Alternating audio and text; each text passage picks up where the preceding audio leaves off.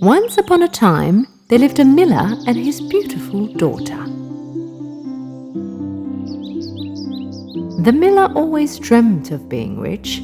Because of this, all he ever did was lie to people around him. The fame of the miller's story went all the way to the king. Calling him to the castle, the king decided to give the miller a lesson. But the miller didn't hesitate on lying to him. Your Highness, my daughter can turn straw into gold threads. The king did not believe him. Okay, if you say so, bring her here tomorrow. Show us how so that we can believe you. When the miller told his daughter, she was furious. "Father, you lied again! What am I going to do now?" Her father was very embarrassed. The following day, helplessly, the miller and his daughter went to the king. The king took the girl into a room. In the room were a spinning wheel and a basket full of straw for her to string. By sunrise, I want you to turn all the straw into gold. If you don't, a very big punishment will be waiting for you. The king had the miller locked in the dungeon. As for his daughter, he placed 2 guards at her door. The girl looked at both the straw and the spinning wheel and helplessly began to cry. "Oh, Daddy!" Suddenly, a light appeared in the room. When the light disappeared, a small, ugly elf appeared. The girl looked at the little man with great confusion. And why might you be crying? "The king wants me to turn this straw into gold, but I can't do it." I can do this for you, but I wonder what you can give me in return. The girl took her necklace off and gave it to the elf. As soon as the elf got the necklace, he sat in front of the spinning wheel and began to spin the straw. Round and round as the wheel began to spin, the pulley started to fill with golden string. In a short while, the elf turned all the straw into gold, and just as he had appeared, he disappeared. It was now morning. The king entered the room, and once he saw the pulleys, he was amazed. I thought your father was a liar. He has amazed me. The girl thought about escaping and was very happy, but the king just brought in more straw. If you want to be free, you must turn all the straw into gold by morning.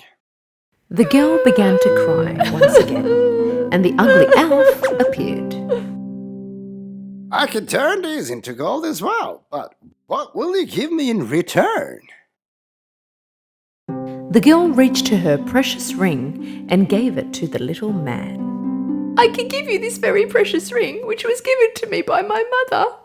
The elf got the ring and began to spin the straw. Round and round as the wheel turned, the pulley filled with golden string. By the morning, it all finished. The baskets were full of gold. When the king entered the room, he was very happy. This time, he filled the whole room with straw.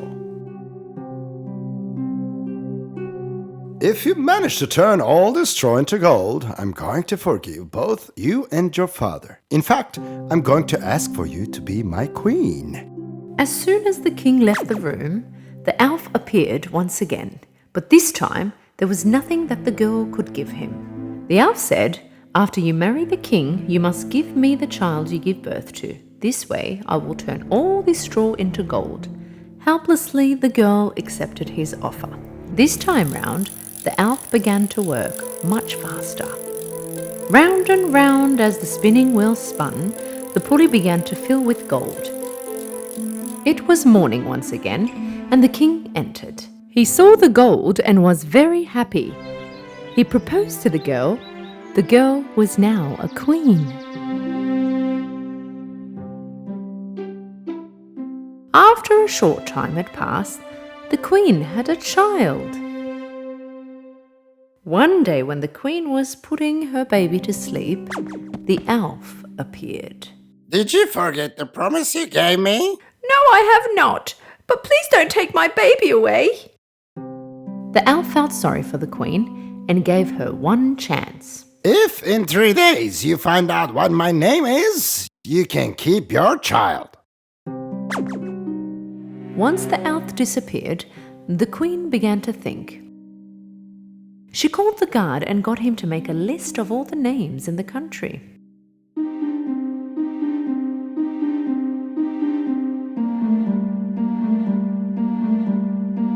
The guard made a list of all the names on a piece of paper and by morning brought it to the queen.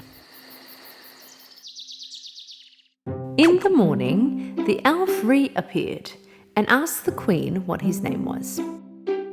And so the queen began to read all the names on the piece of paper. Is it David? No. Robert? No. Tom? Nah. Peter?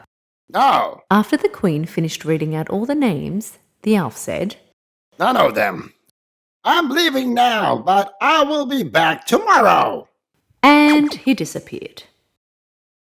The queen called the guard and this time asked the guard to make a list of all the names in the neighbouring kingdoms.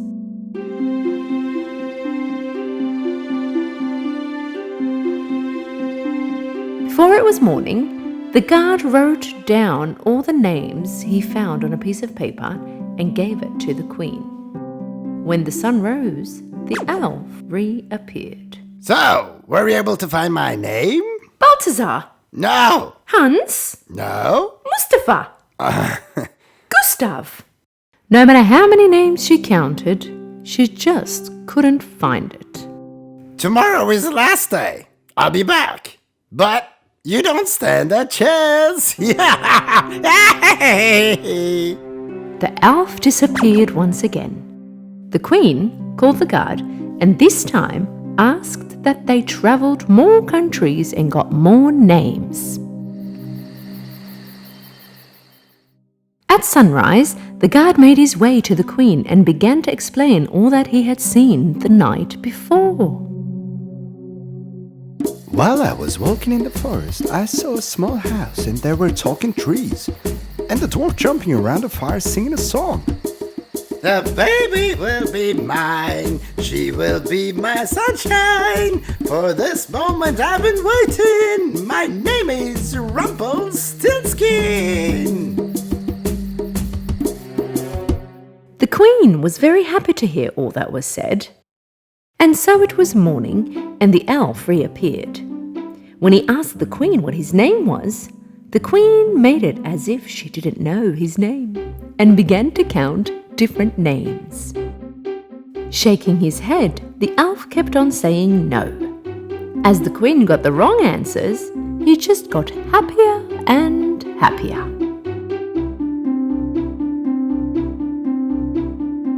In the end, the queen said his name.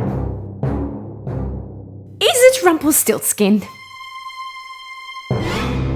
But, how could you have known? This can't be. A wizard must have told you. Yes, a wizard. The elf stomped his foot on the ground and the floor cracked and his foot got buried. Then as he tried to get away, he stomped his other foot and the floor cracked even more. And down he went.